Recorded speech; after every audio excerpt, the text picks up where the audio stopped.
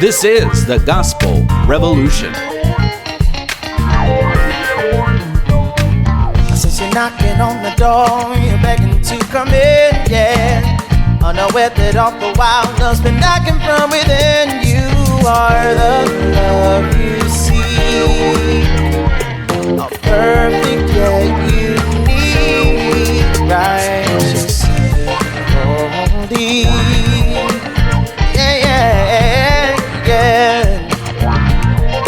Here's the founder and president of the Gospel Revolution, Michael Lilborn Williams.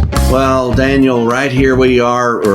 We've finished the 50 teachings. We are ready to move on. And what is that? What's going on? We interrupt our program to bring you this important message. Wow. I guess this is pretty important. Okay, I'll be quiet. They say that this is a very important broadcast, so we are taking you directly to Alexa Meyer and Don Bartlett. And Alexa Meyer has been a wonderful part. She and her husband, her family, her father-in-law, mother-in-law have all been a great part of the Gospel Revolution. And she was able to share this with us about this very organization that published these 50 that you have just heard. And my goodness, there's no need in me saying anything more. We do want to let you know that the man at the top of this organization is none other than Bill Gothard. I've heard him spoken of very highly by family members and people around the world. So, Daniel, you have anything you want to add before we go to this? Yeah, we will give you the website. We'll finally give you the website we've been working from. It's iblp.org. If you go to their main podcast is The Commandments of Christ. And this stands for the Institute in Basic Life Principles. And Alexa will give you all the details you need to know about this organization. And we appreciate Don coming back to do this interview for us. And I think you will see one of the things that's going to happen when you listen to this is you're going to very much respect Alexa, but you're also going to be well aware of the tender mercies that also dealt in this mean old man. Don Bartlett. He begins such a kick out of this, me calling him mean old man. He was loaded with tender mercies. He was always for the underdog. And vocally, emotionally, this is a man who fed hungry people under the bridges in Nashville, Tennessee, and in Australia. This is one of those gospel revolutionaries that fits the understanding of who is ready for the gospel, is those who took all of this very seriously and did all they could to do something about it. So without any delay, here we go. Thank you for listening. Today we're talking with Alexa Myers from South Carolina. Whereabouts in South Carolina, Alexa? We are outside of Augusta, Georgia, where most people know the Masters Golf Course or the Masters Golf Tournament, and I live in Clarks Hill, South Carolina. You and Michael, that's Mike Williams, were talking about something before I ever came on the scene. Did you contact him or did he contact you? Yes, I did call him about the issues that I wanted to address, and I was asking him for help in personally being able to move beyond some things that had happened in my life. I just would like to have some closure. And you feel that by publicizing these things, you would get that closure? Yes, and also to help people. That was, I'd really rather help people more than just myself getting past it. I would really like to help people. Can you name your issues in just one word? Abuse and then anger from that abuse. Abuse followed by anger from the abuse. Yeah, I think I know what you're talking about, in as much as I've also felt the same thing. Abuse followed by anger. We're talking today about cults and what goes on within cults. And one of the things that happens within cults is you have this guru-like master at whose feet the cultist must bow and must submit themselves. Jim Jones, the church that was going off to meet a spaceship, Waco, Texas. I mean, there are so many. And it seems to me it doesn't really matter what the dogma is. There are certain things just like every soldier for every country in the world has epaulets and badges. Those little things that are common to professional war practitioners. So professional gurus have the same kind of characteristics. And some of those characteristics, the most common ones to me, it seems, is A, if you leave us, you'll leave your family. In other words, isolationist. B, we have the truth and no one else outside us has the truth. But if they did, and there may be a slim chance that it's not as good a truth as our truth. I had a revelation, and it was this. As I was reading what a really well-known Bible teacher was saying were marks of a cult, I realized that they all applied to the religion in which I grew up. These lines are blurred between very closed families, very closed religions, and this cult kind of setup. The lines become blurred. And when we become abused, either mentally, spiritually, sexually, whatever, and socially, they're all involved there, I didn't even know what to address my anger towards. So I think you and I are going to have an interesting journey today. And I discovered that it didn't matter what the Christian denomination was. It doesn't matter how nice they are. You can put anything on it you like, Methodist, Baptist, Presbyterian. You can call it Catholic. You can call it anything. You can go right out to the fringes and call in Jehovah's Witnesses and Mormons, or then those little snake-handling denominations of East Tennessee. It just doesn't matter. They all have the same characteristics. And if you push hard enough and you ask enough questions, you discover that. But mostly we don't do that. In what denomination were you raised? Mostly charismatic, non-denominational, so evangelical, I guess you could say. So you were a chandelier swinger? Raise your hands, speak in tongues, dance a jig. So yeah, they're always looking for that outward manifestation. Jump a pew or two. Okay. Yeah. That's the kind of organisation I was ordained in, but not the one I was raised in. So maybe I'm a double sufferer. I've got to look into that. I've got to go talk to a therapist, I reckon. That's right. Whereabouts was it? Oh my, all over the United States. It started in Pensacola, Florida at Liberty Christian Church, and then we were out west in California, then overseas, and then on the East Coast. Were you a military family? My dad was in the Air Force for 4 years, so we went to South Korea. Now, what you're going to share with us today, was that the fault of the denomination? I believe it was the fault of the teachings that those denominations push on their parishioners. And what were those teachings? The teachings are patriarchal and fundamentalist in nature, meaning that they teach that the man is the head of the house. He is the one that hears from God. He leads the family. He makes the decisions for the family. The wife is in submission to the husband. A lot of them will say, she can talk to me, but I'm the final answer on things, and I may or may not listen to her. The children are to be seen and never heard. It just trickles down from there. The problem I see behind it is the principles that are underlying the doctrines, and the principles or foundations, which is the fundamentalist term. The foundations have been taken out of context from the Bible and used as though they are something that we need to be doing every day, and they should be done in every family every day. It should just reach everything. Those foundational principles are skewed from actually what Jesus came to do and what he did. Was there any single stream of teaching that affected you? I hit about the age of 11 and 12, I became a problem child for my parents, evidently. And so the main teachings that they really grabbed a hold of were through a program that Mr. Bill Gothard started back in the late 70s. And so his program, the Institute in Basic Life Principles, and his homeschool program, Advanced Training Institute, were what my parents latched on and decided to implement in our family. Hang on, I'm just checking the web. This is not the same Bill Gothard who has had 3 or 4 dozen charges of sexual harassment against him, is it? The very same. Well, let's have a look at this, gentlemen. You're telling me that when you got to about 10 to 12, now that's a very sensitive development age for anybody, male or female. So when you got to that stage of life, this gentleman became the mainstream of doctrine for your family. Is that what I'm hearing you say?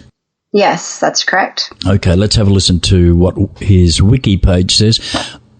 Bill Gothard Jr., born in 1934, is an American Christian minister, speaker and writer, and the founder of the Institute in Basic Life Principles.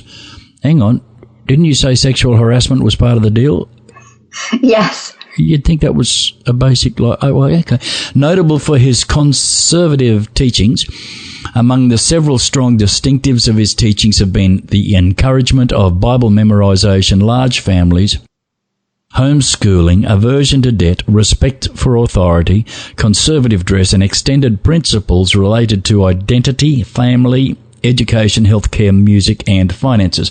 Those principles, he seems to have 7 of them, and they're the kind of principles which look really good. I mean, they dress up well, they seat a family of 4 in complete comfort, they're sugar reduced and salt free, and they sit in the pew every Sunday morning and look very, very decent. Why couldn't he follow his own basic principles if they're that good? Exactly. From the history of him that I have seen, his brother and himself started this program, and they systematically abused sexually, mentally, harassment, all of that. Like, it's like all one big package. They systematically abused these young ladies coming in, and the young ladies were anywhere from the age of 16 and up originally. And these young ladies were coming in and working as secretaries. And so from what I can tell of the history of this, that they created this whole program to allow them the place to abuse. They say there is no victim, and they've used 2 Peter chapter 2, I believe, verse 21, as the basis for that teaching of that there is no victim, saying that as Jesus was, as Christ suffered, we are also to suffer. That's what I was looking for. Hey, hang on, let me get this right. There are no victims because you were meant to be a victim, because you got to suffer like Christ. That's right. Yep. Wouldn't Christ have to have been sexually abused by someone for that to fly? Well, I mean, how about any abuse? But yeah. This is called a contextomy. It's where you take any verse you like and make it mean anything you like, totally out of context. And it seems to be one of the things that cults all have in common. It doesn't matter what cult we're talking about. We're talking about lifting verses out of their holy book, in this case the Bible, and then turning that in and of itself into a doctrine that the non-victims must follow. Right. Now, you mentioned, I mean, the first ages out of your mouth was between 10 and 13. What happened in that period to leave that such a mark on your memory? Well, we originally moved to South Korea when I was 9. I had about 9 and a half. And that was such a culture shock. But it was, exciting all at the same time, but it was a culture shock. And my parents' anniversary is in January. And so when we got there, they wanted some time alone. So there was a family, and I have no idea if this was prearranged. From my knowledge, this family was not pre-known to us or my parents or any of us. We didn't know them. And so I was left there that night with them for my parents to have an anniversary night. And they were a family. They had a couple kids. One of the children was around my age, or 9 or 10-year-old little girl. And, we just kind of hung out, watched a movie together. My parents, of course, were already gone, had some dinner. And so then it was time for bed. And so I went naturally with the young girl because we were the same age. I'm going to share a room with her. And, of course, what happens next is every parent's, I think, worst nightmare.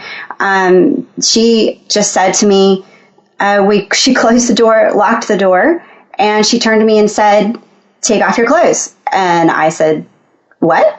I was completely shocked and not prepared for this to happen at all. But yet I was really set up to be a victim by these teachings, these patriarchal teachings, to submit. And she was so authoritative with me about this that I knew it was wrong, and it was very odd, to say the least. But I didn't want to wreck my parents' evening alone. I didn't know how to get in touch with them. This was definitely pre-cell phone days, pre-internet days. And so I felt like my hands were tied. And she said, if you scream, I will tell my parents that it was all you. And because she was taking her clothes off. She was like, I'm going to tell them it's all you. You're the one that told me to take my clothes off and that you threatened me. So I really felt like I didn't have any options. And so I submitted. And it literally, it was more than just taking our clothes off. How old were you? I was 9. How old was she? She was either 9 or 10. We were about the same age. Now, you've used a word a few times here. You're only 9 years old, and you're talking about submitting. Now, I felt that when I was 9 years old, because I was brought up in a cult, the Plymouth Brethren, in Bethany Hall, Annerley, Brisbane, Australia. I never thought of it as a cult, but when I look back on it, I saw it as spiritual abuse and I saw it as a cult. But I'm not getting here is, why were you so submission oriented? My dad had taught me the teaching that he is my head. And if my parents said, you are here, they're going to look out for you, or, we're leaving you here, whatever. Okay. That would have, in my mind, said, these people are my authority. And I didn't have in my arsenal yet the tools to say, I know this is wrong. You are wrong. I'm not going to submit to this. Now, one of the things that I found myself characterized by in early life and in later life was the desire to be accepted. Is that what you're saying by wanting to please? Yes, I would definitely say that's the right word, wanting to be accepted. Always looking for that approval, particularly from my parents, but yes, that acceptance. What was the next thing you remember? The next thing I remember is just being back with my parents. I didn't say anything about it to them, which is really sad, but I thought I would get in trouble. Probably a month or couple months later, we were established where we were going to be living in Osan for the year that we were going to be there. And so we had made some friends with other military families. And unfortunately, I repeated that with another little girl my age. And, it always breaks my heart when I think back to that. Sorry, you repeated the experience or you repeated the act? The act, excuse me, I'm sorry. I repeated the act with her, this little girl. And that really, when I think back on it, breaks my heart that I did that with her or to her. And she was really strong because she said to me after about 2 or 3 times, she said, I don't like this. I don't want to keep doing this. And I said, you're right. This is not right. And so we both stopped and I never repeated it. And I hope and pray that she has been able to move past that and lead a healthy life. But it seemed to be the result of that happening to me. And children naturally turn around and do to others what they've learned, be it their ABCs, be it jumping on a trampoline, be it riding a bike, be it sexual abuse. So what happened then?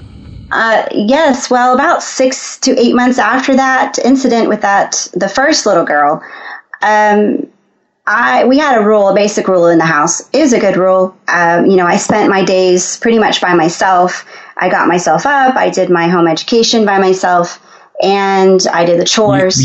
I beg your pardon, you were homeschooled? I was there in Korea. It was much easier and something to do with me not being an officer's child, and it was too expensive. I don't really know the particulars. Okay. Just that I was home educated while I was in Korea.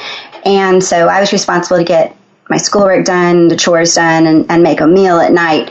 And as kids will do, I made neighborhood friends with the local Koreans, and I wanted to have them in and show off our TV and all these American things, and I was so proud of being an American. And so I had a few friends in, but the rule was nobody is to come in this house, be it a child or an adult, without my parents present. It's a very good rule, a very safe rule. I don't disagree with the rule. But as kids will, they break them. So the one and only time that I broke it, my dad, of course, came home early and surprised me with my friends in the house. And so the usual typical punishment for me growing up was a spanking. That was a normal occurrence in my family. I don't recall the spankings ever I never had broken skin or bruises, or it was just a normal occurrence. It didn't seem like child abuse to me at the time. It was just, here's your punishment for the action that you did. which my dad called discipline, punishment. Instead of punishment, he called it discipline. Anyway, so he said, you go get the paddle. That's what we called it. Go get the paddle and come in my bedroom.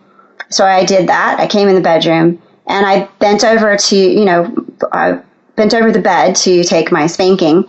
And he said, no, you need to drop your drawers. I was like, what? Well, I did. I mean, it's my dad. He told me to do it. So I dropped my drawers and he spanks me. And it not only did it hurt physically, but it hurt inside way more than it did physically. And I just remember feeling very shaky and felt very dirty, confused, and just like violated. That would be the word I could apply to it as an adult. But as a child, I wasn't 100% sure what that was. I felt wrong.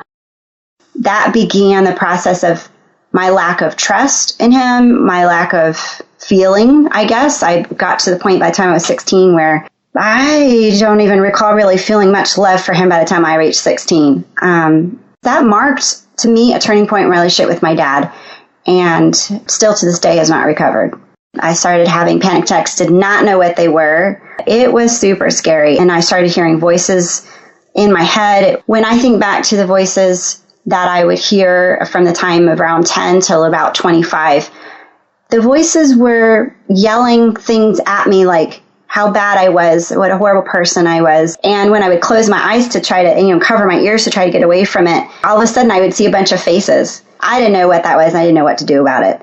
So you're taught that to be right with God, you need to be pleasing and you need to submit and you need to follow what these people in authority are telling you. And you call this teaching what?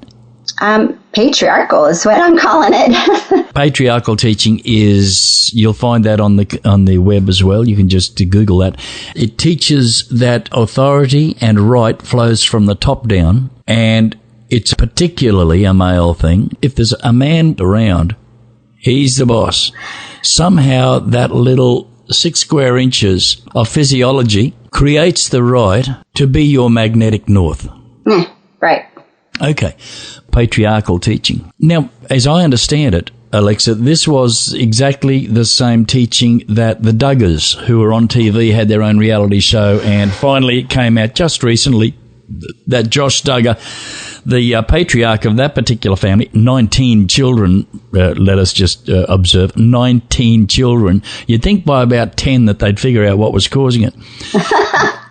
But then again, I believe that they followed something which I think maybe your family looked at as well, and that is called, beside the patriarchal doctrine, it's called quiverful, which means that we, the righteous of the land, must populate the land because those dreadful, awful people out there who are not us, and therefore because they're not us, they're bad and we're right. They're outnumbering us, so we've got to populate biologically. And that patriarchal concept were both pretty well taught by this gentleman Gothard that you mentioned earlier. Yes, absolutely right. We are to be following God's command, his mandate to be fruitful and multiply, and that you are sinning if you decide that you're only going to have a certain number. You're actually not supposed to decide that you're going to have a certain number. You're just supposed to allow God to bless you over and over again until you die, literally sometimes. The Duggars, for example, had 19 children. It would be almost foolish to think that in a family of 21 people, and still counting, that some form, particularly in a patriarchal family where a male possesses more authority than a female, wouldn't it be almost inevitable that some form of sexual molestation between siblings, who knows, maybe between siblings and parents, isn't it almost inevitable that would occur? I personally would say yes. It sets it up. It's a perfect atmosphere for anyone who has a bent. And this is all oiled and greased by the concept that there is no such thing as a victim. Correct. Were you taught that you deserved to suffer? Because, or is that something that was thrown in there? Absolutely, yes. And why did you deserve to suffer? You had a bad thought or something? There's a twofold thing to that deserving to suffer idea. The first part of that I would say is used for that particular arrow, is teaching that, Christ wasn't a victim. He taught us how to suffer. He is our model, and we must suffer as he suffered. And then the second part of that goes to, because you are in this chain of command. That's a big word that Gothard uses. That's a terminology that Gothard uses in his teaching. If you step outside of that chain of command, or you step out from underneath that umbrella of protection, that's also another terminology that's used, then you are opening yourself up to Satan and his attacks, and to making bad choices and having sin in your life. So those bad choices are considered sin. And all these bad choices range from anything that might be found in the scriptures to whatever the Father has decreed is what you can and can't do. To me, that's got a twofold. Paul says in the Bible, Paul says that the whole reason for freedom is to be free. Right. Stand fast in this liberty. Where is the liberty? Where is the freedom that you had what freedom did you have in your family growing up under these teachings? Not any, actually. My father wouldn't even let me have my own thoughts. I was required to share my deepest, darkest thoughts, dreams, fears. I wasn't even allowed privacy in my own mind. I did get to the point where I made things up just to keep them off my back so that I could could sail through those, quote, family meeting times unscathed, so I could come out the other end and still retain some of myself. Did your father ever molest you? Not in a physical sense, no. There's a word that I associate with all cults, and that is isolationism. Absolutely.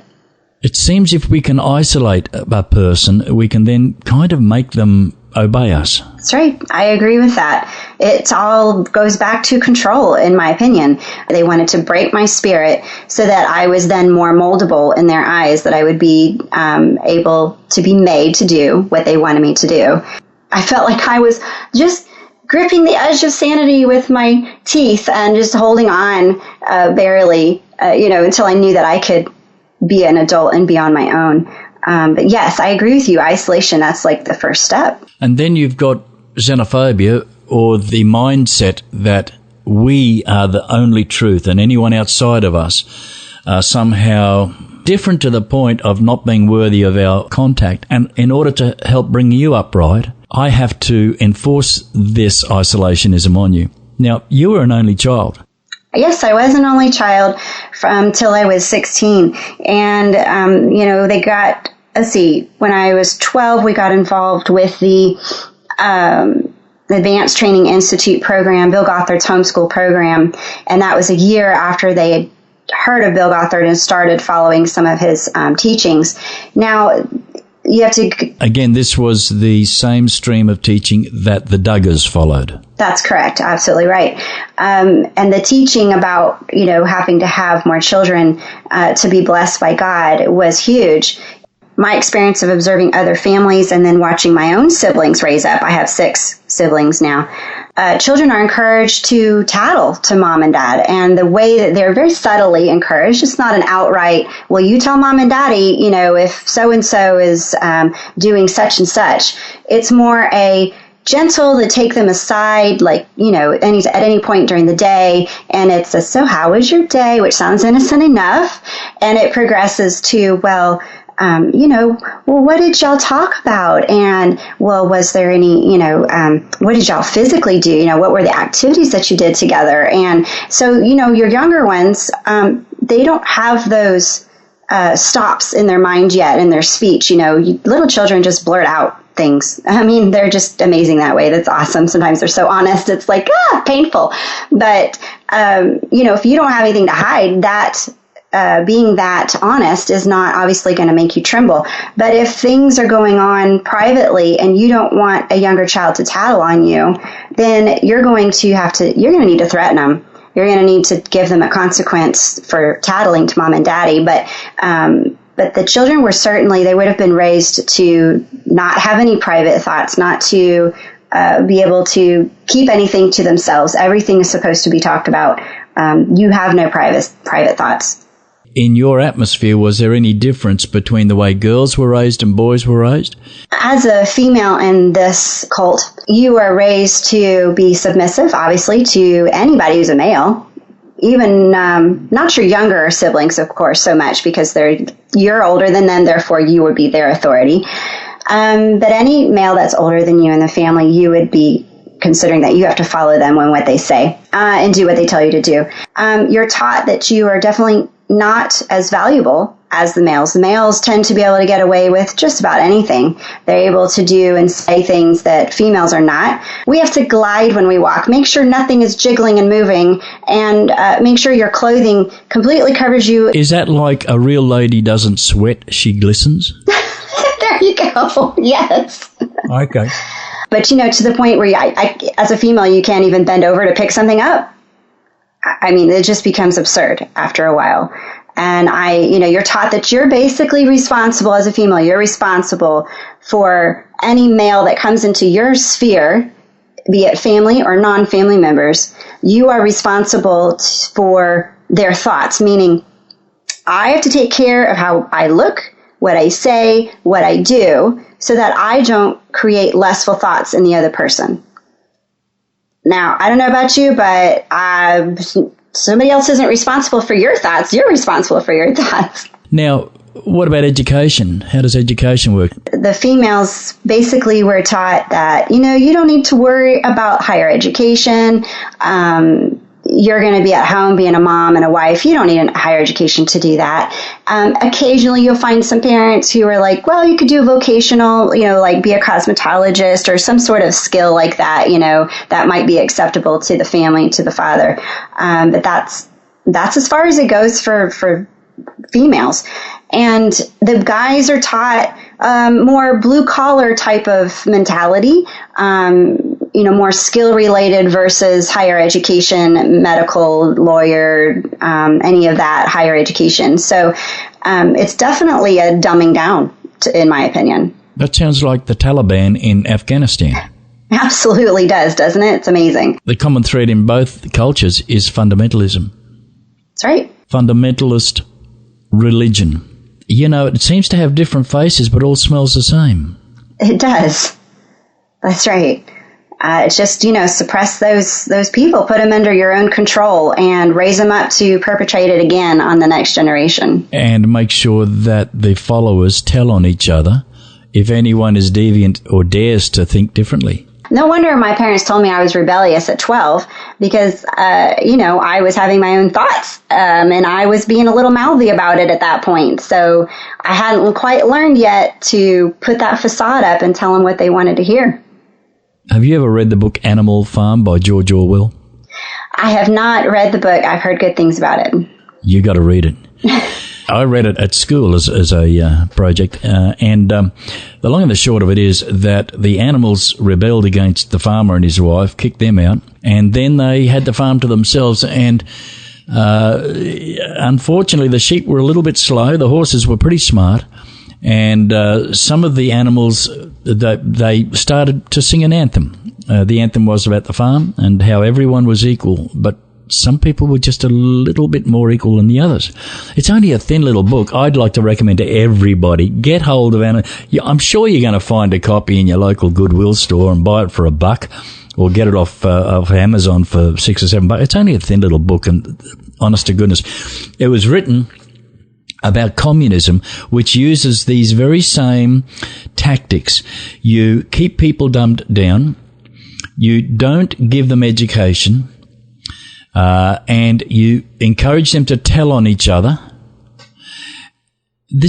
And you've got a guru. Look at Kim Jong-un. Is it Kim Jong-un in North Korea?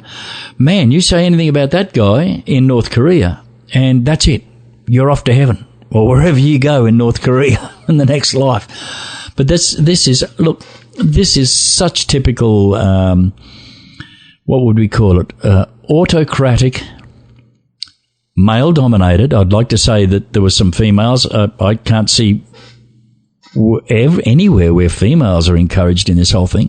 Taliban are a really good example of it. Every single communist dictator in Eastern Europe were excellent practitioners of it. And yet, when it happens in religion, somehow Jesus is there. Somehow it's God's will. Somehow if you break this, you're going to go to hell. religion uses two things, and it uses them to great advantage. Alexa, it uses fear of loss and hope of gain. And on those two things, it seems to me that all cults are based. That sounds absolutely right. I mean, who doesn't want to give up control? Okay, if you don't understand who you are in Jesus Christ, then you're going to want to control everything around you. Because it does seem like we live in a chaotic world. We don't. I don't believe we do. But if you don't have the viewpoint of, I am whole, I am one with Jesus, I am perfect and beautiful in Him, then you can't look at other people in the same light. Therefore, you must control them. And I believe that this teaching can be unraveled quite efficiently as long as people understand who they are in Jesus. And once they grab a hold of that, you have love. The love is right there. And all you need to do is let it out and express it to the people around you and let go. Sounds to me like rivers of living water flowing out of your belly. Yeah. Sounds a lot like what Jesus talked about to me. Yeah, it feels good too. Okay, something happened when you were 14, I think you told me the other day. At 14, I became tired of the whole Christianity world, system, program, whatever you want to call it, cult. I became tired of it. The hypocrisies, the meanness, the cruelness, the abuse that I could see going on, be it sexual in nature or just like my parents would be so mean to people in their Bible study and basically humiliating them in public in front of other people for things that they believed or thought differently from them. So I shook my fist at God and said, if this is you can shove it. I don't want to have any part of this. You're going to have to show me something else, something that is more real, something that is better. And I walked through the motions. Of course, I was required to study the Bible. I was still required to go to church. I was still required to be showing signs of submission. And so I did. But inside, I was ignoring it all. And I had shut that stuff down in my heart. Well, about 5 or so months goes by. And in the course of my required Bible study, I just thought, I'm going to open up this Bible and whatever it falls to, I'm going to read. I think we've all maybe done that at some point in our lives. Mm-hmm. So the Bible fell open to Song of Solomon. And I was like, I haven't really read this before. Not much. I've read the bits and pieces, of course. And so I read it. I read it from beginning to end. And it was the most powerful thing to me because it suddenly became a love story to me. It became my love letter from God. And it totally, the blinders came off of my mind and I was able to see His true love for me.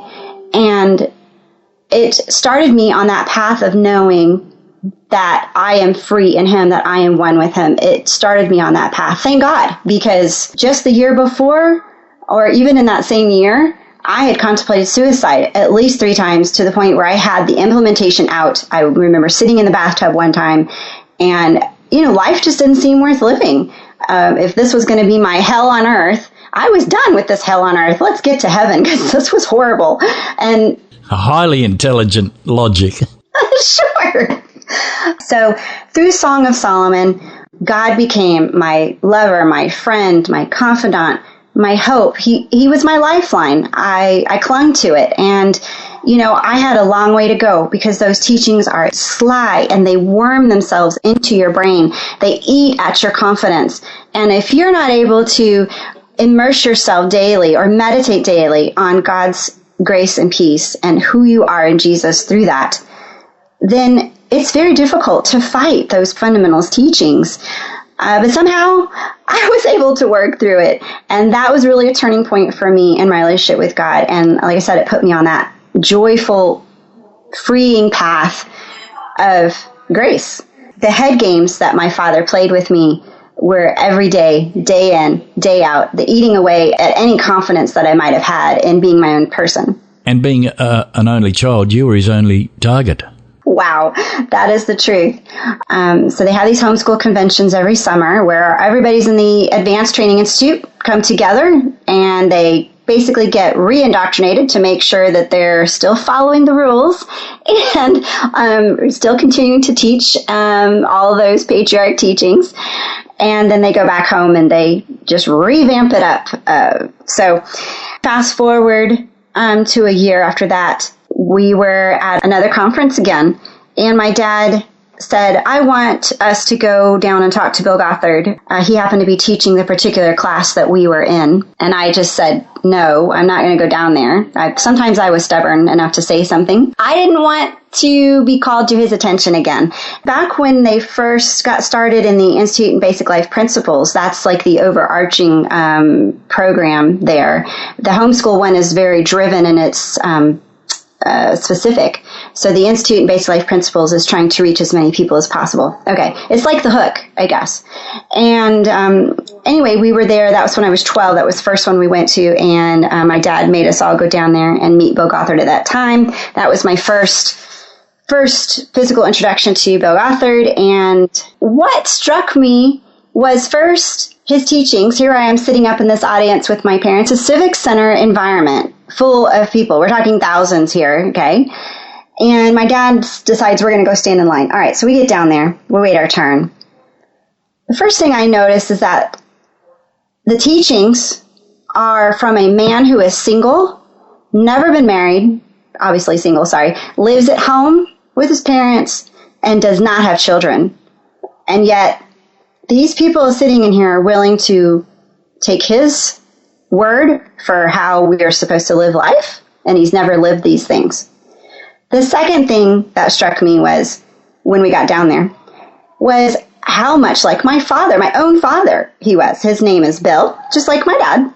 He actually has the same coloring, his like physical, he looks like my dad. He sounds like my dad, and he even used the same hand gestures and words as my dad. Spooky. Yes, very spooky. And then, so when I met him, his classic thing that he does is he grabs your hand, holds it overly long, uses both of his hands, by the way, to hold your hand. And then he looks into your eyes for a very long time. I mean, like way past the acceptable time of saying hello to someone. And I just remember him holding my hand and doing this. And I looked over at my dad, and he just had a big grin on his face, like, oh, isn't this wonderful? And I just remember going, okay, my skin is crawling. I want to leave now. So that was at 12. Okay, so we're going to fast forward to 15. And again, we're in this conference, and he's the one teaching. So my dad says, I'm going to go down there. I said, no, I'm not going to do this. So my dad goes down, and I watch him from up in the bleachers there, or not bleachers, but the seats. And something, I guess one of the reasons that really prompted me to say no, because sometimes I was really specific, and other times I, of course, just let the boat go, and I would just sit there and float along with whatever occurred, because it was easier. But what prompted me to say no this time was I noticed throughout the seminar, it was about an hour-long teaching, I noticed that Bill Gothard, he kept looking at me. And I checked, because I thought, who's sitting around me? Maybe he's not looking at me. It can seem that way.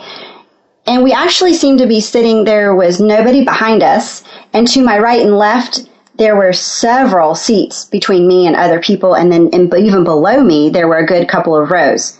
So it was pretty obvious that he was looking at me. So that really had my hackles raised. Mr. Spooky was singling you out. Exactly. And I was feeling that vibe from him all the way up in the seats there. And I was not on the first row, so we were quite a ways back. So I said no. Well, I see him get down there, and he and Bill are talking, and my dad turns to me and he starts waving his hand at me to come down, motioning for me to come down. And I'm like, oh, my heart sinks. I'm like, no, I don't want to do this. But other people in the auditorium are now looking back at me. I'm like, oh, dear. Oh, my goodness. So I get up. I go down there. I brace myself. Well, in the course of this short little conversation with him, he decides that he wants me to come up to headquarters in Chicago, Illinois. He wants me to come up there and work and just be blessed by God and have this wonderful opportunity to further my education. And of course, my dad is overjoyed. Fortunately, I was too young. I needed to be 16 for this particular counseling seminar. However, my birthday was only about a month and a half after that. So it turns out that Bill Gothard made note of that, and a month and a half later, what happened? Yeah, he pulled some strings. He called my parents and said, I've made a way for Alexa to be here. In Gothard's teaching, he's very specific about young ladies, girls, being under the protection and authority of their father, okay, under their umbrella. However, this teaching does not apply to him. He picks these girls, these victims out of the crowd. He's looking for certain attributes physically, and he's also looking for certain, like he noticed that my dad and I didn't have a good relationship.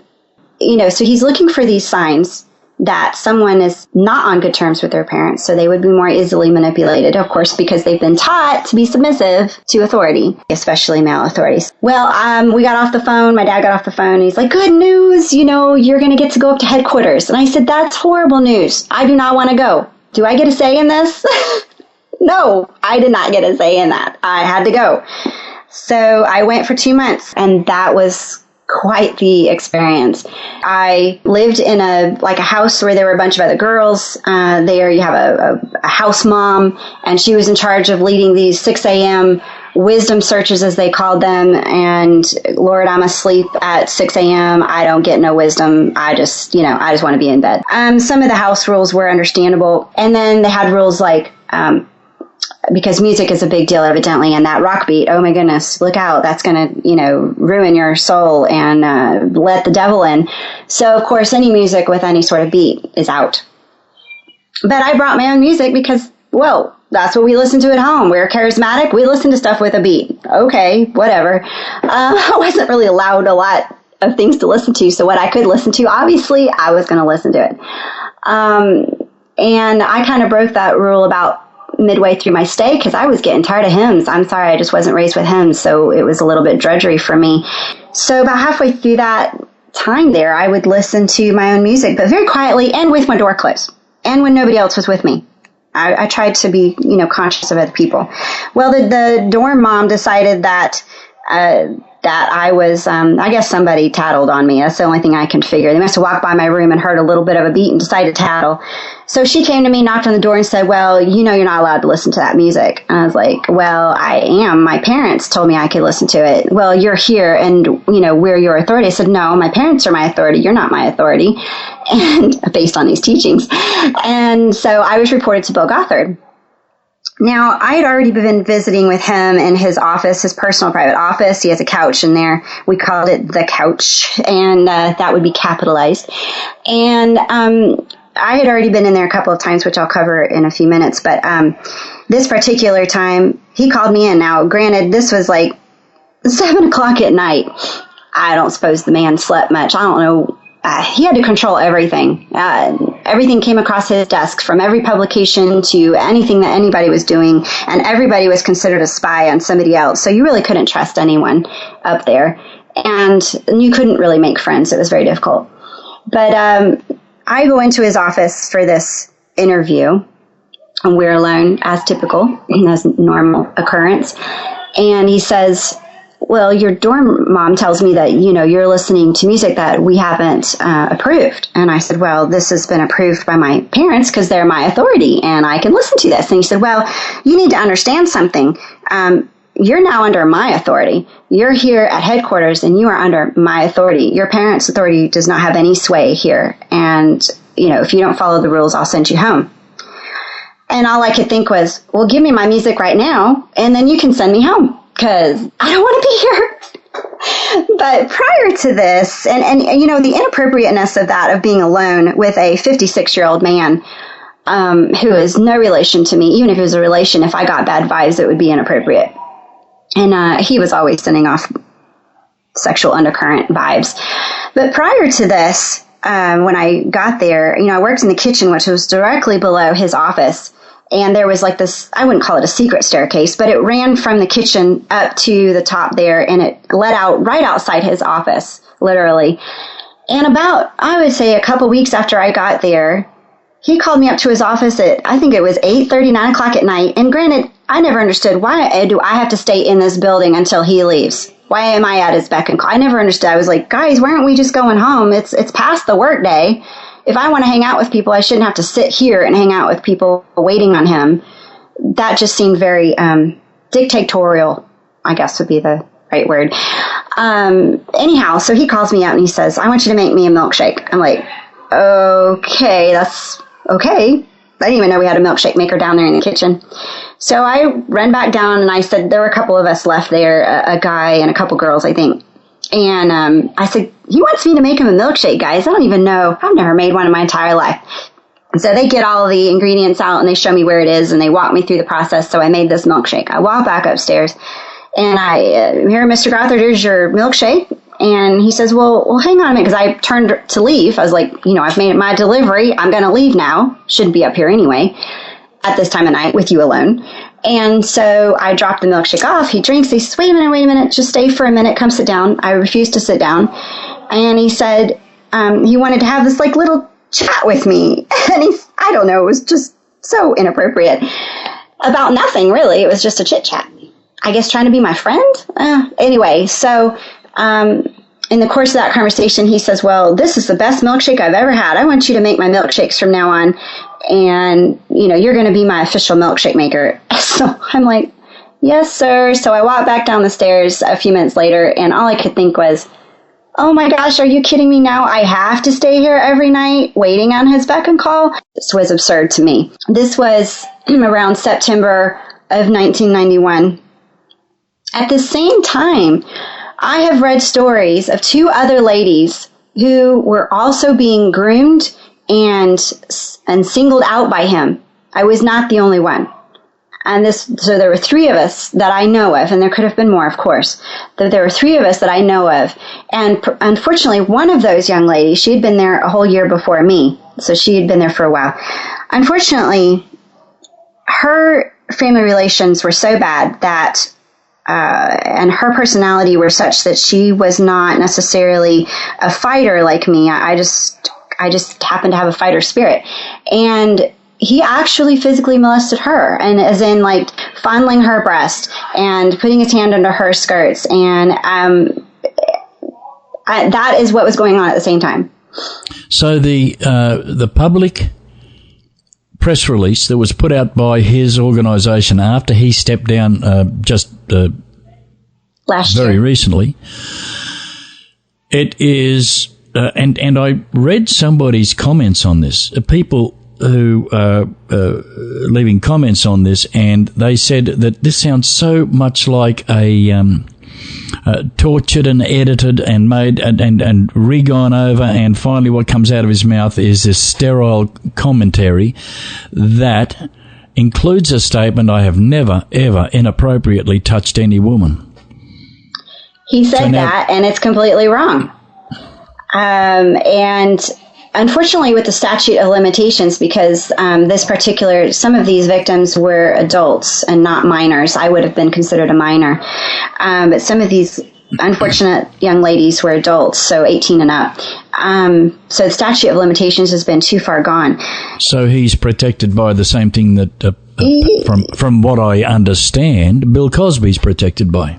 Yes, and Josh Duggar too, and I think his parents knew what that statute of limitations is, because they're very quick to say that he was 15, and 16 is when you can be tried as a juvenile. And they took him in at 15, but after he had molested his 5-year-old sister. Sexual harassment from Bill was very subtle at first. Did he like talking dirty? Oh, yes. He wanted to know details of, okay, if you have a boyfriend, he wanted to hone in on that. Well, what were your experiences? Did you kiss? Did you, hug? Did you get physical? Did you take your clothes off? I mean, yes, it was sick. Yes, he wanted to know details. As the person being asked those questions by a 56-year-old man, you feel degraded, like a voyeurism type of thing. I was kind of shocked by the whole thing of you're now under my authority. And I remember thinking, do my parents actually know this? And, there was a lot of, well, you don't need to tell your parents this or that, or don't worry your parents with this or that. You're safe here. They know you're safe, so there's no need to worry them. There was a lot of that told to you. And Bill Gothard now wants me to go on this trip to Russia. This trip to Russia is going to take place about 2 weeks prior to Thanksgiving. Well, he calls my parents and he says, I want Alexa to go to Russia, but she needs this special training at this medical seminar. And that would be a whole nother session, by the way, to tell you medical. And I'm putting quotation marks around that medical seminar. And on my blog, I've put a link to those sorts of things. But anyhow. Hey, while we're here, your blog, what's the web address? The web address to my blog is lifeofgraceandpeace.wordpress.com. So I'm supposed to go on this seminar training for a week at Northwoods, which is the name of a conference facility that he owns up in Michigan. And there are some very lurid stories back in the late 70s around this particular Northwoods Conference Center between his brother, Steve, and what went on there with these, quote, secretaries, young women around the age of 18 or so that were sent there to not only learn stuff, but to work very closely with his brother, Steve. And there was a lot of sexual going on there, harassment, abuse. The victims were told, if you talk about this, then you're going to lose your job and your position. And, you know, the crazy thing is that through these teachings, because of the lack of education, you don't feel like there is another option. You don't know that going out on your own is okay, that you will survive. You're told and taught that this is it. You don't do this and you're nothing. So, all right, so I'm going up for this conference, this quote medical conference, to get some training before going to Russia, where we're going to be going into orphanages, and we're basically going to be spreading more of this cult teaching to the Russians, which, if you know your history, the wall had fallen, and so. Well, when I was a little boy, we used to call this playing doctors and nurses. That's right. That's exactly right. So we're there. I'm there at that conference, and we have some meetings, and a lot of it is based around you need to be able to talk to people about things and to lead them in the path that they should go. You need to look at yourself and find those sins, those roots of sins, and you need to dig them out and get rid of them, and those bad teachings, and you need to make sure that you are basically pure and holy in this program. So one of the last teachings... that you're pure and holy in this program where we have orgies.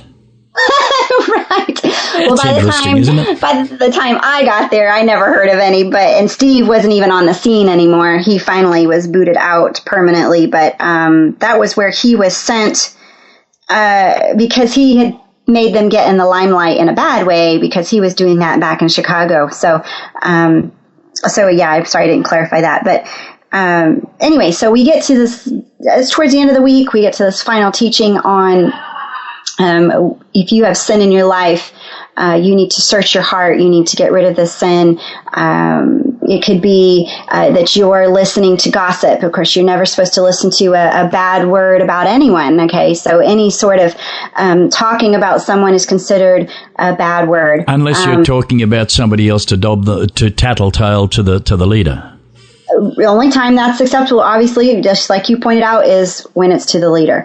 So, member to member, no, you are not to be talking. And anytime somebody starts talking bad about a member or about the teachings, particularly those teachings, if you start to talk bad about them or question them in an honest manner even, then you are reported. Yes, that's that tattletale coming back into play.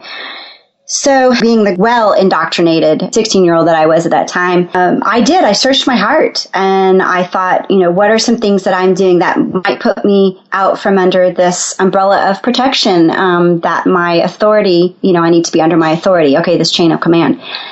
And because of the lack of in-sex education that these families don't really provide for their children, you're not taught that your physical urges, these natural body changes and things that you're going to go through puberty, that those are normal and they're okay, and they're not sick, and they're not sin, and they're not awful, okay? But you're taught that they are. So because of this, and because of this suppression, the nature of the whole program is about suppression. You need to suppress your natural thoughts, your natural urges, anything that is outside of these teachings, you must suppress. Were you ever urged to talk about them, to confess them? My dad would, of course, try to dig and get this sort of information out of me over the years. And I was in general able to put him off. And I did have a situation where I had gotten physically involved with some boys around the age of, from the age of 11 to 13. And I did not lose my virginity, but I certainly lost a boatload of innocence. My parents left the gate open and the donkey escaped because they didn't teach these things to me. Okay, that I was okay. Basic thing. So yes, at Northwoods, when I was there at this medical conference, this particular last session that I remember, I was told, you have to search your heart. You need to root out this evil in your heart. Okay. Well, it came to my mind that I might have a sexual sin of masturbation. And, in these teachings, you're taught that any sort of natural urges, they're considered a sin. And you must, at all costs, keep them under wraps. You must make them submit to your will. They must be bathed in the blood of Jesus. And so, okay, I'm sitting here and I'm like, oh, well, that could possibly be a sin that would keep me from being a good minister to these Russians. And I want to have a good, pure heart. So I wrote that down in my little workbook page that I had. And I was like, okay, well, God, you can help me with this. And we'll just work through it. Well, I got done, and it was later that evening, around 9 o'clock at night, I guess, and I'm walking the halls going back to my room. There was a curfew. I needed to be back in my room by 10, I believe.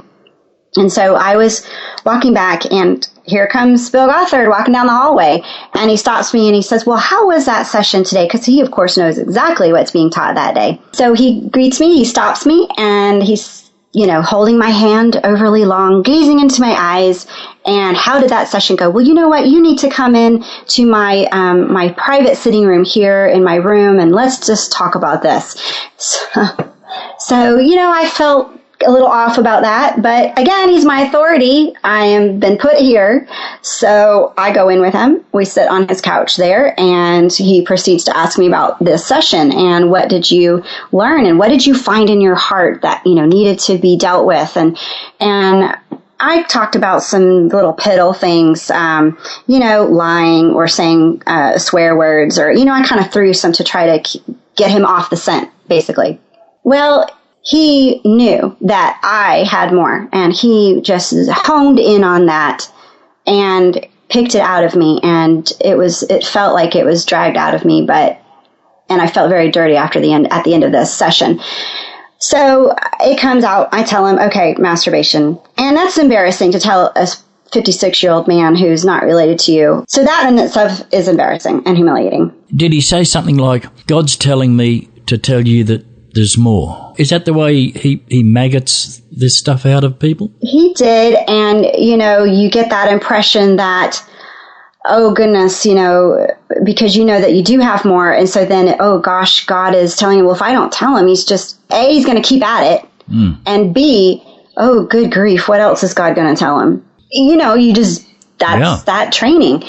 Anyway, so after telling him all of this stuff, which is none of his business, he decides, oh, let's take this humiliation one step further. We're going to make you accountable to your parents. So let's call your parents on the phone. He gets my parents on the phone at 9:30, 10 o'clock at night, and which, by the way, would have been Central Time, so it would have been later for my parents on the Eastern Time, and wakes them up, and we have this conversation, and he says, Lex has something she wants to tell you.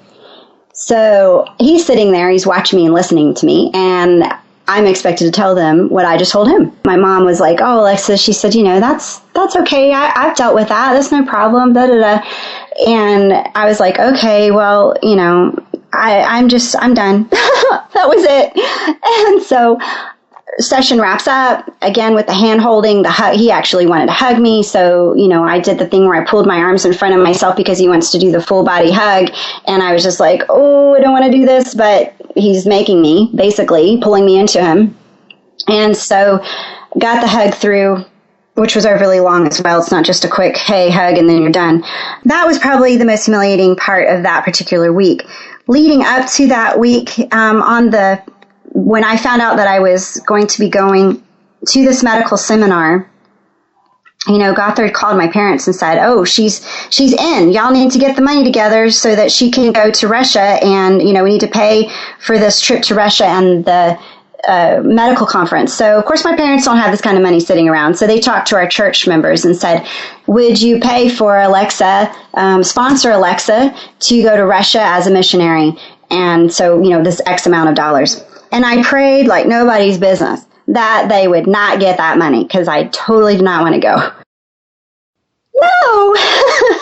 So, unfortunately, no. I don't want to sit here and say, I don't believe that God caused any of this to happen. I believe that God gave us our free will the moment that Jesus redeemed us back. So we have the free will as people to make choices, be it for good or bad. And we have to live with those consequences. So I get told, yay, the money is here. You're going to go to this conference into Russia. Darn. So it's time to leave for this conference. And I don't know why, but we left at night. I just remember it being dark. And I was expecting, there's a caravan of vans going up to Michigan for this conference. I start walking towards a van, one that wasn't in the front. And I'm thinking, okay, I'm going to go sit here. Bill Gothard calls me over and says, oh, no, you're going to sit up here with me. I'm like, oh, great, wonderful, just what I wanted. So he gets into the van, I get in, I start to move to the back, and he says, oh, no, come sit right next to me here on the seat directly behind the driver. I'm like, oh, great, okay, all right. So I sit down, and we take off, and we're driving a couple of hours, and it's fully dark. So it must have been around dusk when we left, but now it's fully dark. And he's encouraged me to take my shoes off. He took his shoes off. Well, you can take your shoes off if you want to. So I took my shoes off. And in the course of the drive, all of a sudden, I feel his socked foot traveling up and down my leg. And I just was like, whoa. So I pulled my feet away. And my knees, I like totally tilted my body away from him, kind of looked at him, and I said, excuse me. And he was like, oh, that's okay. Like I had initiated it. I don't know. That's weird. And so I thought to myself, I kind of looked around the van. I was like, does anybody else see this going on or notice what's happening here? And everybody was just kind of stoic and looking straight ahead or, whatever, not paying attention. I'm sure they knew what was going on. I'm sorry. I don't know how any of these people could have not known what was going on because I was not the first person for him to do this. So that just began that week there at Northwoods. And then it went on to end with that lovely session with him that I talked about. So Russia, that was interesting. Come home. After that, my sister, my very first sibling, is born about a week or so after I get back from Russia, and life continued on in pretty much the same vein until I got married. So right after all this junk with Gothard happened, and I'd gone home, my sister was born, I actually met my husband a couple weeks later. And it was just the most beautiful and surprising incident, really, to me, because I saw him. I was at church with my dad. My mom had a baby, so she was at home. So we were walking in the parking lot to go into church, and I see a group of people over there, and I'm not paying really close attention, but my eyes light on this one particular individual, and literally I felt my heart jump. Like I was confused. Why am I so excited to see this person? I don't even know him. And so I just kind of questioned that. I was like, wow, that's interesting. I wonder who he is. So in the course of the next 4 months, I found out who he was, and we met. He was in the medical profession. He was at school to become a physician assistant. So I called him on the phone and said, hey, I heard that you're engaged to be married to someone else. Is that true? He said that it was. So I was really surprised. And so we had our conversation, and I just kind of left it because of my teaching and the whole courtship thing, which is a whole other topic too. And that has to revolve around the whole modesty and purity thing. But because of my courtship teaching of the father is in charge of that, the father is supposed to initiate finding the young man. The young man has to ask to court. There's no dating. You don't get to know the person outside of courtship, which really limits your possibilities. Because the guy has to be ready to commit to just get to know you. So because of my courtship teaching, I was talking to Chris about, his engagement with the young lady. And I said, what do your parents think about her? He's like, I really don't know. And he said, and I said, well, why haven't you been talking to people about this engagement? I mean, if it's so wonderful, I would think you'd be telling everybody. And he said, well, I'm not too sure about it, actually. Well, as I put the phone in the cradle, and you can take it or leave it, I know that it sounds kind of crazy. But I actually heard an audible voice tell me, you're going to marry Chris Myers.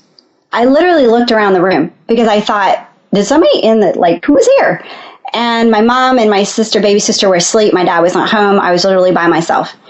And I thought, well, God, if that was you, then wow, you've got your work cut out for you. You're just going to have to make it happen. Now, I told my mom that afternoon, and she said, well, that's interesting. Only time will tell, which was a good prosaic answer. And here she is with a 16-year-old in her hands, and she's like, whoa, settle down now. And but then I made the mistake of telling my dad, who absolutely hit the fan and decided that I was sneaking out of the house to go see Chris, that Chris was encouraging me to be rebellious, and that he was leading me astray. And I don't know where he came up with any of this. So he calls Bill Gothard and says, this is going on with Alexa and I need to get her out of the situation. So Bill Gothard invites him up for a job interview. It involved a lot of personal information about me. I remember sitting down at lunch and again, that footsie thing going on. So the third day, we are about to leave. I'm going to leave in a couple of hours, and I am called into Bill Gothard's office. I'm like, oh, great. What is it this time? So we get in there. My parents are in there, and I have to sit on the couch. And I'm sitting there, and my sins are brought to my attention. You are out from underneath your father's authority and under his umbrella of protection by pursuing Chris, by allowing this young man to lead you astray. And it sounds to me like, you are just definitely in rebellion, and you need to repent and confess the sin, and you need to get on your knees and pray to God and ask for forgiveness, and you need to recommit to courtship and your father's authority. And it was the most humiliating experience of my life, I will say that. Up to that point, I would have to say it was very humiliating, and it was heartbreaking, and it broke any sort of trust or faith or love or anything that I had for my dad.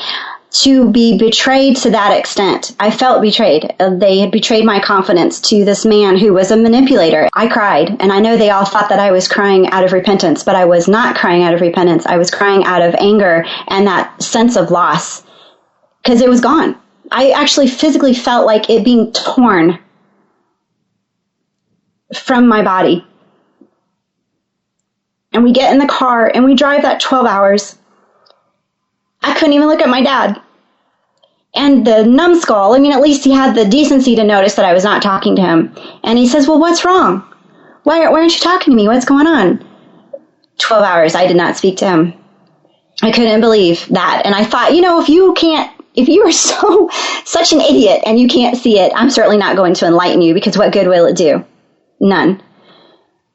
So we get home, and a month later, believe it or not, we pack up, we sell everything, and we move to headquarters, and we're there for a year. And Gothard cornered me 3 times in that first week and a half, and asked me repeatedly in those three sessions, asked me to work directly with him, as in in his office as his secretary. And I said no. And he said, well, why not? I said, because you're a manipulator, and I don't want to work with a manipulator. He said, well, if you're not going to conform, you're not going to do this and work for me, then I'm going to have to let your family go. And sure enough, later that day, my dad got his pink slip. And, I had kept my parents abreast of this, what was occurring, because that's what I was taught to do. So I had told them that he had been asking me to work with him. So when my dad got the pink slip, he made a phone call to Bill Gothard, and he said, well, I want to have a meeting with you because I don't understand this. Why are you asking us to leave? You can't do this to us. We just got here. We sold everything. We have nowhere to go. And of course, Bill Gothard isn't going to own up to that. The whole reason that we were there was because of me. To me, he said that. But of course, if I had said anything, I would have been disqualified immediately. So, I didn't speak up on this. And so Bill Gothard was like, well, I just believe that we're not a fit. Y'all aren't a fit for our ministry here, and that, you need to find somewhere else to go. 2 years ago, when everything about Bill Gothard was starting to come to a head publicly, I found this group, recoveringgrace.org. And I found out that I wasn't the only one. I had a kind of inkling that I wasn't, but nobody really talked, so we didn't know. And of course, the internet was not a big thing right then, back in those days. So anyway, I found out all these ladies, and I was just like, wow, okay. So I started trying to make sure I was having my timeline correct and the incidences correct. So I called my dad. And I said, all right, Papa, about this pink slip, what do you remember was revolving around this pink slip here? And what led up to it? And he was like, well, I remember, that the whole reason I got the pink slip was because, Bill Gothard just thought we were crazy and didn't want to have anything more to do with us. And I just wasn't a good fit. And I said, so that whole thing about, Bill Gothard wanting me to work as his personal secretary and me telling him, no, you don't remember any of that, and the sexual harassment. And he goes, what are you talking about? He said, that's why girls should be going to their father and telling them this so that their father can protect them. I was speechless.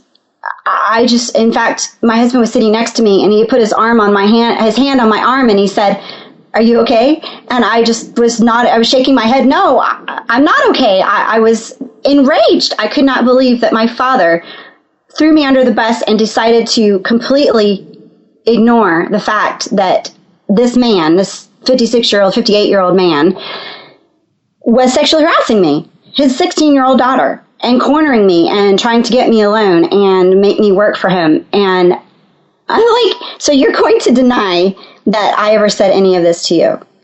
Wow. And then it's all my fault. You notice that it was my responsibility so that he could protect me, rather than the father being aware and noticing that putting my daughter in this situation could cause this to be the outcome. I've just decided over the course of the last couple of hours that we need more of you, Alexa. All right. Say, Alexa, if you were to just praise everything that you've shared with us today, how would that sound? The daily grind of being responsible for whether or not I would go to heaven, of obeying a father who changed the rules almost daily, of self-analysis, like, what sin do I have in my heart? How can I be more like Jesus? What did I do or think to bring sin into my heart, or etc.?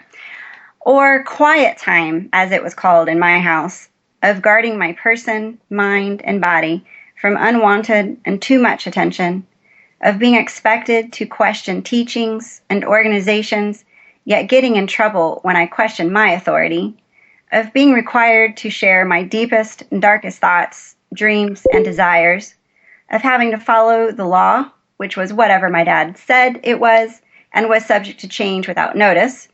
This was what drove me to want out and think that suicide was that way.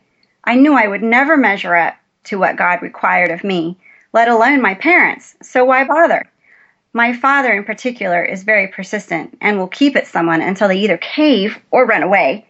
My mother enables him, encouraging him in the insanity of his belief that he does life right. No one else can possibly know how to live right, and everyone needs to follow what he does.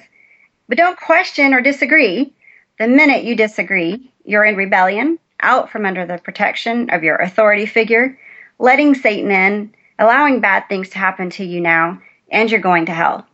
In fact, there is a term for their brand of manipulation. It's called gaslighting. In addition to using threats, gaslighting has the goal of actually changing who someone is, not just their behavior. It will actually damage your trust in yourself and your experience of reality. Two types of gaslighting are glamour and victim. In the glamour gaslighting, you are showered with special attention, but never given what you need. They put you on a pedestal, but then they aren't there. In fact, they may get angry at you when you need a shoulder to cry on. It becomes difficult to identify why you feel so alone and hollow. This is what Bill Gothard does to his victims and what I experienced there at his headquarters in Chicago. In the victim gaslighting, which is what I ended up experiencing with my parents, they are always the victim. The person doing the gaslighting is the victim. Whenever you bring up a problem, you find yourself apologizing by the end of the conversation and not remembering later what happened, being confused about it all. This was my childhood. My words were twisted back onto me, and it was always my problem. You see, a gaslighter doesn't simply need to be right. They need for you to believe that they are right. So actually, Gothard did both types routinely, and the patriarchal teachings set people up for this type of abuse. For all our GRs out there, say goodbye in the way you think will bless them best. To everyone who's listening, peace and grace to you. It's Jesus inside of you. You can do it. You can overcome anything and everything. There is no spiritual abuse that can touch you. You are strong in Jesus. Go be free.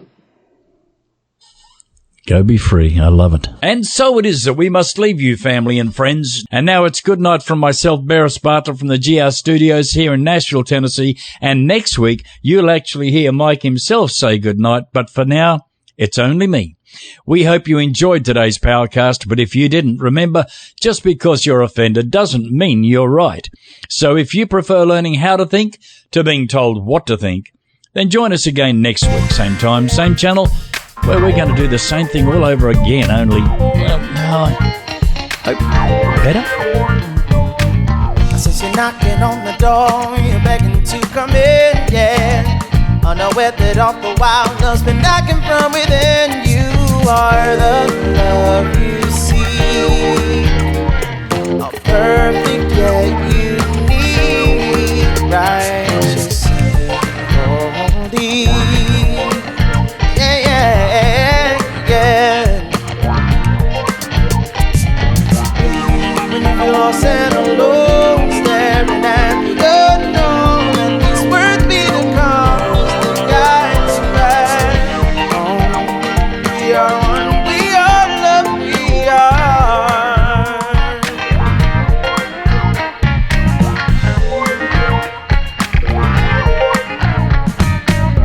Know where you gotta be, nothing to complete. It's not a thing that you need, you're the love.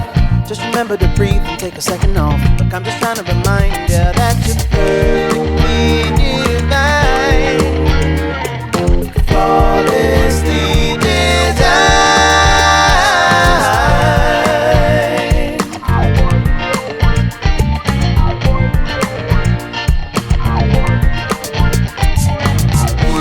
When you feel lost and alone, staring at the unknown, let these words be the compass that guides you back home. We are one, we are love, we are. Yeah, yeah.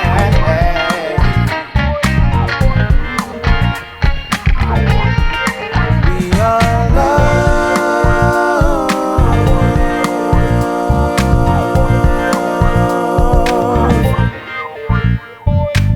Deconstructing religion and barbecuing the sacred cows of Christianity before your very eyes. You are listening to The Gospel Revolution.